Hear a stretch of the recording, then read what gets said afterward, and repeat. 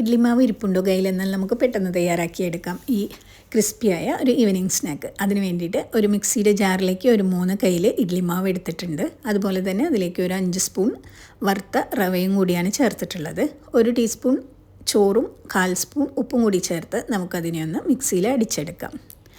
അതിൽ വെള്ളം കുറവാണെന്ന് തോന്നുകയാണെങ്കിൽ 1-2 സ്പൂൺ വെള്ളം കൂടി ചേർത്തിട്ട് നമുക്കൊരു വിസ്ക് ഉപയോഗിച്ച് നന്നായിട്ട് മിക്സാക്കി എടുക്കാം.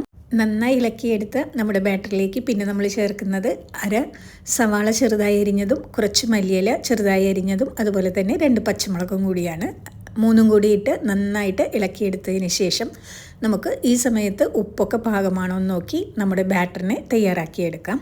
ശേഷം നമുക്ക് എണ്ണ ചൂടായി വരുമ്പോൾ കുറേശ്ശെയായിട്ട് മാവ് ഇട്ട് തിരിച്ചും മറിച്ചുമിട്ട് ഒരു മീഡിയം ഫ്ലെയിമിലിട്ട് നമുക്ക് നമ്മുടെ റവ ബൈറ്റ്സ് തയ്യാറാക്കിയെടുക്കാം. ഒന്നുണ്ടാക്കി നോക്കി അഭിപ്രായം പറയാൻ മറക്കരുത്. എൻ്റെ ചാനലൊന്ന് സബ്സ്ക്രൈബ് ചെയ്യണേ.